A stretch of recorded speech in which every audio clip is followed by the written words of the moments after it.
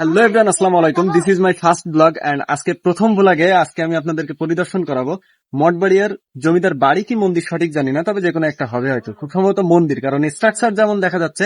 তার দিকের স্ট্রাকচারটা একটু দেখাও। স্ট্রাকচার যেমন দেখা যাচ্ছে মনে হচ্ছে যে মন্দির। আনুমানিক ১৭০০ শতকের শেষের দিকে বা ১৮০০ শতকের শুরুর দিকে তৎকালীন জমিদাররা তাদের ধর্মীয় কার্যক্রম সঠিকভাবে পরিচালনার জন্য এই মন্দিরটি নির্মাণ করে থাকে। গ্রাউন্ড ফ্লোর বন্ধ থাকায় আমরা আমাদের যাত্রাটা শুরু করেছিলাম দ্বিতীয় তলা থেকে। এই মন্দিরের দ্বিতীয় তলা এবং তৃতীয় তলা মিলিয়ে চারটি ৮টা গম্বুজ এবং টপে একটা গম্বুজ দেখতে পাবেন, মোট ৯টা গম্বুজ দেখতে পাবেন। এজন্যই হয়তো এর নাম নবরত্ন মন্দির। এখানে বেশ কিছু এরকম ছোট ছোট জায়গা আছে যেগুলা একদমই ফাঁকা। বুঝতেছি না যে এগুলা কি কাজে লাগতো ওই সময়, যদি যদি মন্দিরই হয়ে থাকে তাহলে কি কাজে লাগতো। এটা খুব সম্ভবত একটা মন্দিরই ছিল, কারণ এইখানে যে স্ট্রাকচার, মন্দিরের যে স্ট্রাকচারটা যেমন হয় ঠিক একদম সেম সেম টু সেম।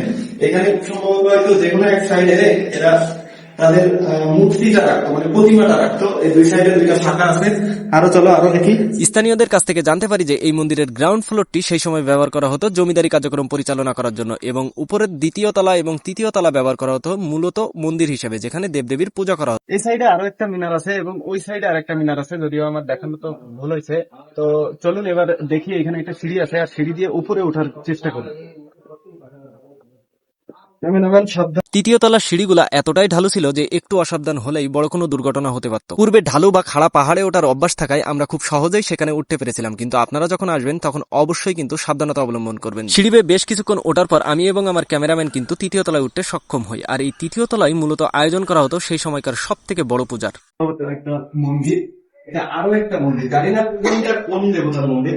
এখানে বেশ কিছু স্মৃতি রাখা আছে, যে এখানে আসছে সবাই কিছু স্মৃতি এখানে রেখে গেছে, তবে কোনটা কোন দেবতার মন্দির এটা আমি জানি না। শুতে এই জায়গাটায় আছে, আমার মনে হচ্ছে যে এইটাই হচ্ছে মন্দিরের মেন স্ট্রাকচার। স্ট্রাকচারটা ভিতর থেকে একটু দেখা।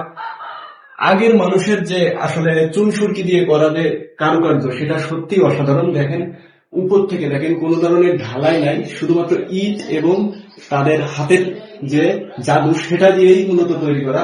এমনিতে জায়গাটা সত্যি অনেক সুন্দর। এই জমিদার বাড়ির মূল আকর্ষণই হলো এর চমৎকার মঠ বা ৯ চূড়া বিশিষ্ট এই মন্দিরটি, যার নাম হলো নবরত্ন মন্দির। বর্তমানে সকলেই মঠবাড়িয়া মন্দির নামেই চেনে। এই হচ্ছে সেই জায়গা, যে জায়গা দিয়ে মূলত আমরা উঠছিলাম। এই সাইড দিয়ে আমরা উঠছিলাম। দেখুন জায়গাটা কতটা খারাপ। প্রাচীন টেরাকোটা আর পোড়ামাটির ফলক দিয়ে তৈরি এই মন্দিরটি হতে পারে আপনার সুন্দর বিকেলের সাক্ষী। তো গাইস, এই ছিল আমাদের আজকের মঠবাড়িয়ার যে ব্লগ ভিডিও, এটা মন্দিরের ভিডিও। তো এটা আমার ফার্স্ট ব্লগ ভিডিও, জানি না কতটা ভুল হয়েছে, কতটা সুন্দর করে আপনাদের বোঝাতে পারছি। তবে যতটুকুই সুন্দর করে বোঝাতে পারছি আমি চেষ্টা করছি সর্বোচ্চ সুন্দর করে বোঝানোর, বাকিটা আপনারাই বলবেন। তো ইনশাল্লাহ পরবর্তী কোনো এক ব্লগ ভিডিওতে আবার আপনাদের সঙ্গে দেখা হবে। ততদিন ভালো থাকবেন, সুস্থ থাকবেন। আল্লাহ হাফেজ, আসসালামু আলাইকুম।